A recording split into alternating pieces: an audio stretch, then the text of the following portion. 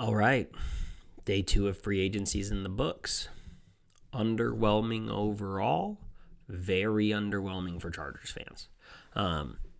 Obviously, my first name on most positions is gone after today. That's not really a surprise, but overall, outside of that, there hasn't been a tremendous amount of movement.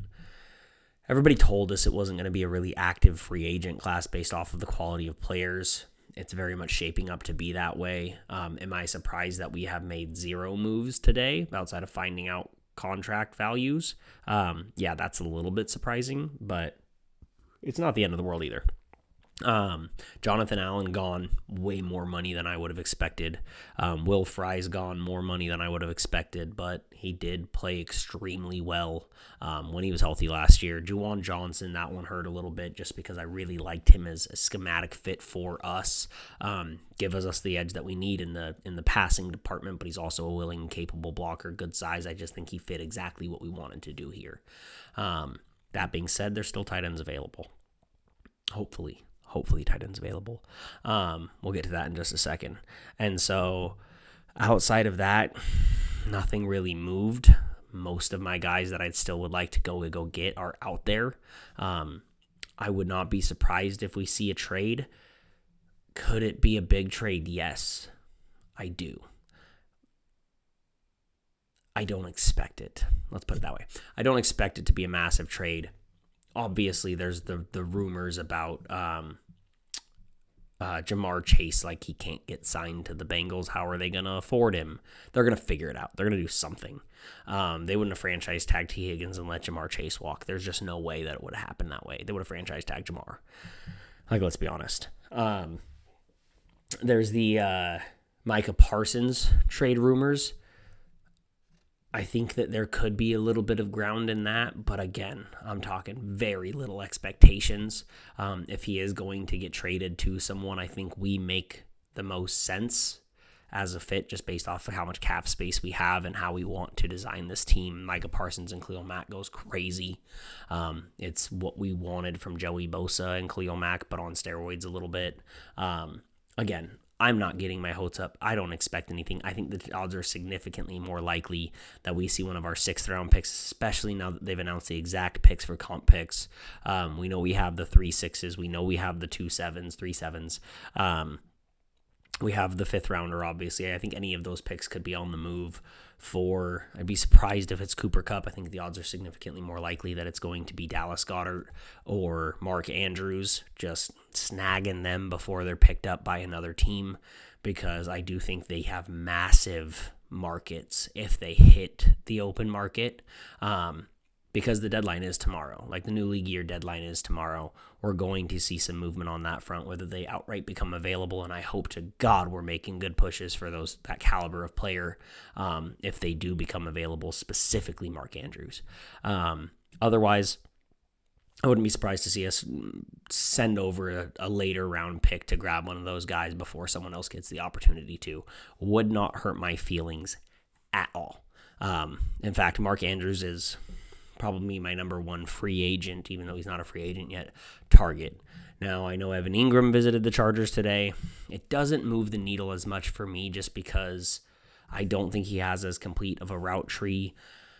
I don't think he's as good of a player as some people do, but he improves our passing game, and I'm not going to complain about anybody who improves our passing game right now because, God, do we need it so badly.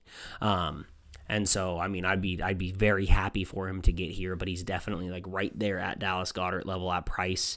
I prefer Dallas Goedert by a hair, the player. But if he's going to command a future 4th, next year's 4th or something like that, I probably lean a little bit Evan Ingram. But it's kind of a coin toss for me. Regardless, Mark Andrews is much more of a preference for me over both of those guys. I would love to see us go out there and get Mark Andrews. So I don't know if you've seen some of my posts about my targets available. Obviously, there's Keenan still out there. Cooper Kupp probably going to be available. Trayon Shoyinka went today, so that was a bummer, especially at the value that he got. But there are some edge guys if we need to fill it up from that side, Omenahu or Chauncey Golston. Some other guys still available out there. But in my perfect world, at this point in time, we can't make the offense a high-flying, explosive offense. But what we can do is make it a very capable offense, make it a very balanced offense, fit more of what Greg Roman has wanted to do in the past to some extent, and still fill out this roster. Bring up the floor of this roster versus where we had it last year. So my new offensive dream looks like this. Soak it in, boys and girls. Now let me walk you through this. Obviously, we have Rashawn Slater. Stud, left tackle, not going anywhere. Can't believe he's not extended yet, but it makes sense given the contract situations and what we're trying to figure out right now. I think that's going to resolve itself. I have no concerns. Zion Johnson, Connor Colby. So black names, draft picks, blue names, free agents, white names, existing players, if you haven't figured that out already. So Zion Johnson, I think he's still starting capable. I don't think there's a whole lot of improvement out there as some people could surpass him as far as quality of player. Yes. Do I think we need to look at long-term upgrading? Yes. As of right now, is he probably our best solution? Yes. But I love Connor Colby out of Iowa. When I watch Caleb Johnson tape, I gravitate to Connor Colby. I'd love him as a mid to late round draft pick if he actually falls that far. Now in the middle, Andre James. You got to go get him. We saw the Bozeman numbers. It's very much set up for competition, whether that be a free agent that comes in that's not a massive dollar value, whether that be Zion competing for that position, or whether that be a rookie competing for that position. Now, if I'm a betting man, I would say it's probably going to be rookie, but I would prefer to address it in free agency with someone who's going to be of a decent value, which Andre James is. And so I think that's still the smartest way to go. If they're dead set in love with someone at 22 or in the second round, go right ahead. I just think that that's not how I would allocate the resources. I would much prefer to shore it up somewhat and take a later round guy to try and win that starting spot or that even backup spot for this year, and roll the dice there. It's an upgrade over Bozeman last year. You can't argue with that. Is it going to be 2023 Andre James or 2024? That's the question at hand here. But it's worth the gamble to me at this point. Then we got Tevin Jenkins. The guard market has dried up. There's still a couple names out there, though. Mekhi Becton, I know, is a popular one. I prefer Jenkins just because Mekhi Becton was kind of a splash in the pan with the Eagles in an incredible scheme surrounded by incredible talent. I don't know how much of that kind of hid his capabilities or his limitations, let's say. Who else is the other one? Martinez is still out there. So we just need to bring in someone at that guard spot. Personally, I'm leaning towards Tevin Jenkins right now. Reasonable contract. It's not going to be cheap, but he's not going to be extremely expensive either. Jamari Salyer holds down the other spot. Now, obviously, you'll see Trey Pipkins is not on this board. Depending on how much money we have to allocate to these players to make these moves, I think it makes a tremendous amount of sense to keep him if you can and see if you can trade him before the deadline if somebody else gets injured, or keep him as a swing tackle. I don't know. If there's no reason to cut him, I don't think you cut him for no reason. But if you end up spending the rest of the money and you need to clear up some money for some rookies, yeah, absolutely. It is what it is. Now in the middle, obviously I have Justin Herbert. Clearly, there's no one behind him in this scenario, so definitely still need to get a backup quarterback. I still think it's Taylor Heineke. I don't care who it is as long as it's not more than $10 million a year. Use your money smartly. Probably a 2-year deal would be my expectation on whoever the backup quarterback is going to be, just so you can play with the money a little bit more, but we'll see. Now, what you may have noticed is I have 2 spots for tight ends here. Now, what I started looking at is realistically just how much we're able to upgrade the wide receiver room. Now, there's a lot of people that you can go get. Is there a lot of people that move the needle tremendously? Definitely not at this point. It was already a weak class. The few names that were out there have already gotten snatched up, but we'll get to wide receivers in a moment. You can take a look at it a little prematurely if you want. But what you'll see here is you've got Mark Andrews and you've got Colston Loveland, and I love this setup. It's Mark Andrews and Isaiah Likely, but better, and that's exactly what Baltimore did. That's what they're known for. I think for the run scheme, it makes a tremendous amount of sense to have 2 willing and capable blockers, one good blocker in Andrews, one willing and capable blocker in Colston Loveland. Both guys can be offensive weapons. You can see a lot of looks with the way that this offense would run. And with our lack of talent at the wide receiver position, lack of deep talent, I should say, I think this is a really smart way to construct the offense. Obviously, you're going to run 3 wide receiver sets at times. Obviously, you're not going to do this all the time, but I like this as our base set. Will Dissly and Stone Smart behind him. Stone Smart more of the pass catcher type, obviously sitting behind Loveland in this role. Will Dissly behind Mark Andrews, more of the blocking tight end. Tucker Fisk isn't even listed on here. I don't mind the way that this constructs it all. It doesn't necessarily play to Roman's scheme. I'll get that in a second. So, outside, Ladd, Quentin, Simi. I think you have to reduce Quentin's snaps this year. Make him earn it. Obviously, I'm still hoping that he shows improvement. But the concerns are very real. But he has too much talent to outright just let him go. So you got to make something happen. Fabricate some touches, see what you can do. He's not a go ball, jump ball receiver. Use him wisely. But obviously he's behind Ladd, who's going to be your carve up the defense guy. I think Ladd can play on the outside as well as the inside. I think he gives you flexibility. That's why I think you're able to run this way. Ladd is underrated as a boundary receiver, but he's not going to moss you. That's not how this offense is going to win. Simi Fehoko, I do have listed on there. He deserves a roster spot. I like Simi as a player. Every time he's out on the field, he does good things for us. He's not going to go turn into a top-tier receiver, but I like him in that position. Now, on the other side, I got my boy Keenan coming back. We could theoretically go for Cooper Kupp instead, whether he's released or whether we throw a cheap draft pick over to them and have the widest offense that we've seen outside of New England for the last 20 years. But personally, I think they do a lot of the same things. I really have Keenan here for the story. It wouldn't move the needle for me either way. I do worry about ankle injuries, lower body injuries starting to nag at a certain point. I would prefer Keenan. I want to see him come back as a Charger while he still has some juice and really give it one more honest effort. But either one would be an upgrade to me. We need to obviously still make a move at receiver. Now, behind them, I have Trey Harris. I love Trey Harris. I want him so bad. You're not going to hear me stop talking about Trey Harris. So, not going to delve too much into it right now. I've talked about it plenty of times before. Let's hope we go get him. And then it still gives us that higher caliber depth behind Keenan. Keenan can't play all those snaps. He's getting older, boy. Darius Davis behind them.